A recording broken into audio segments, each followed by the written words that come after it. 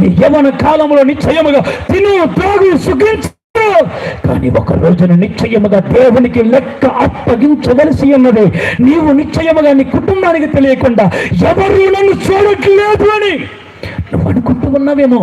జాగ్రత్త, ఈ రాత్రి దేవుడు నిన్ను చూస్తున్నాడని చెప్పిన వెంటనే ఇది మనసులో ఏమనుకున్నాడు తెలుసా? సారిగా ఆ మాట గుచ్చుకుపోయిన వెంటనే పెద్ద రాడు చేత్తో పట్టుకున్నాడు. ఈయనకి ఎవడో నా గురించి చెప్పాడు, నా గురించి చెప్పకపోతే ఆయనకి ఎలా తెలిసింది అని ఒకే ఒక ఆలోచనతో రాడు తీసుకుని ఎప్పుడు ముగిద్దామా, గుంపులో గోయిందా అంటే కొట్టేద్దామని చెప్పాను. రాడు తీసుకుని చూస్తా కూర్చున్నాడు మనోడు. పళ్ళు మిగబెట్టాడు, రాడు ఎలా ఎత్తి చూస్తూ ఉన్నాడు. దైవజనుడు వాక్యం ముగించాడు. ఆటకాలు ఇవ్వడానికి సిద్ధపడుతూ ఉండగా జరిగిన అద్భుతమైన కార్యం ఏంటో తెలుసా? ఒక పక్కన రాడు పెట్టి ఎత్తుపెట్టి దైవజనుని కొట్టాలని ఆలోచన కలిగి ఉన్న యవనస్తుడు అప్పుడే సాయంత్రం పని నుండి అమ్మ ఇంటికొచ్చి కాళ్ళు కడుక్కుని తన 2 చేతులు పైకెత్తి తన కుమారుడు కొరకు ప్రార్థన చేస్తూ ఉంది. అయ్యా, రాత్రి నా కుమారుడు ఎక్కడున్నా, ఏ పరిస్థితిలో ఉన్నా, నా కుమారుని రాత్రి నిశ్చయముగా మాట్లాడయ్యా, నా కుమారుని రాత్రిని దర్శించయ్యా, ఈ రాత్రిని పట్టుకో ప్రభు అని తన తల్లి మోకరించి ఇంట్లో ప్రార్థన చేస్తూ ఉంది. ఒక పక్కన రాడు తీసుకుని దైవజనుని కొట్టడానికి సిద్ధపడుతున్న సమయంలో పరిశుద్ధాత్మ దేవుడు ఒక్కసారిగా ఆయన మీదకి దిగి వచ్చేసాడు. హల్లెలూయా. ఎప్పుడైతే దిగి వచ్చాడో అరగంట సేపు గుండెలు బాదుకుని తన హృదయాన్ని రొమ్ములు గుద్దుకుని ఏడుస్తూ పరిశుద్ధాత్మ దేవుడి తనలో ఉన్న పాపాన్ని ఒప్పింపజేశాడు. హల్లెలూయా. గుండెలు బాదుకుని ఏడుస్తూ ఉంటే దైవజనుడు ఆల్టకాలు వచ్చాడు. మీలో ఎవరైనా సరే రక్షించబడాలని ఆశపడుతున్నారా? మీ చెయ్యి పైకెత్తన్న లోపులోనే వెంటనే రాడు కింద పడవేసి దైవజనుడు పాదాలు పట్టుకుని ఏడుస్తున్నాడయ్యా, ఇదిగో ఎవరో నా గురించి చెప్పారనే ఒక ఆలోచనతో నేను రాడు పెట్టి మిమ్మల్ని కొట్టాలని చూశాను. మీరు మాట్లాడిన ప్రతి మాట నా తాకి నా హృదయాన్ని నొచ్చుకుంది.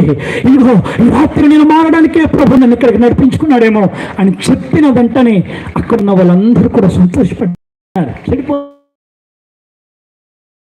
ఉన్నారు చదువుతున్న చదువులు, వారి ఆలోచనలు ఎలాగున్నాయి? కేవలం వారికి కావాల్సింది కొనివ్వడమే కాదు, ఎంతైనా ప్రేమ ఉంది, కానీ ఆ ప్రేమ వాడిని నరకంలోనికి పోయేంత ఆ ప్రేమ నీ మీద ఉండకూడదు. నీ ప్రేమ వాడిని నరకంలోనికి గిట్టేయకూడదు.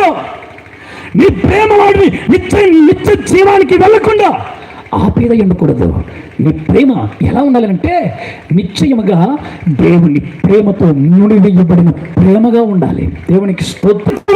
రాత్రి ప్రభు మనతో మాట్లాడుతున్నాను. సరే, మనం కనిపెట్టాం. ప్రభా, నీ దగ్గర నా ప్రార్థన జీవితం ఎంత, నీ దగ్గర నాకు ఉన్న సహవాస అనుభవం ఎంత, జీవితం ఎంత, నీ దగ్గర నాకు ఉన్న సహవాస అనుభవం ఎంత, నీ దగ్గర ఇదిగో నా భక్తి జీవితం ఎంత, నీతో నాకున్న పరిశుద్ధ జీవితం ఎంత అని ఎప్పటికప్పుడే మనల్ని మనమే ఏనాడైనా పరిశీలన చేసుకున్నామా? ఈ రాత్రి పరిశీలన చేసుకునే అవకాశం ప్రభు మనకిస్తూ ఉన్నాడు. ఈ రాత్రి సరి చేసుకునే భాగ్యం దేవుడు మనకిస్తూ ఉన్నాడు. కనుక ఆనాడు వాక్యం అనే బాణం వారి హృదయంలో నొచ్చుకున్న వెంటనే వారు రక్షించబడ్డారు. ఈరోజు మనం రక్షించబడుతున్నామా? వారు మనసు పొందుతున్నామా? యేసుక్రీస్తు నామం పేరిట ఇదిగో మనము బాప్తిసం పొందుతున్నామా? ఆలోచన చేయి. దేవుని వాక్యం సెలవిస్తూ ఉంది, మనం రక్షించబడాలని ప్రభు కోరుకుంటూ ఉన్నాడు. హల్లెలూయా. ఇశ్రాయేలు ప్రజలకి దేవుడు ఒక అవకాశం ఇచ్చాడు. ఏంటో తెలుసా? మీరు తర్వాత మీరు చదువుకోండి. ఇర్మియా గ్రంథం 8వ 20వ వచనంలో ఇశ్రాయేలు ప్రజలందరికీ కూడా ఇచ్చిన ఉచితమైన రక్షణను గుండెలు బాదుకుని ఏడుస్తూ ఉంటే, రొమ్ములు గుద్దుకుని ఏడుస్తూ ఉంటే అమ్మా చూడండి, నా హృదయములో గట్టి ఉన్నది, నీ చేయి నా మీద. చాలండి, దేవునికి స్తోత్రం. భక్తుడిని దాని అంటూ ఉన్నాడు, అయ్యా ఇదిగో నిశ్చయముగా నీ ప్రాణం నా హృదయంలో గట్టిగా నాటి ఉన్నదని మాట్లాడుతూ ఉన్నాడు. ఏంటా బాను అంటే వాక్యం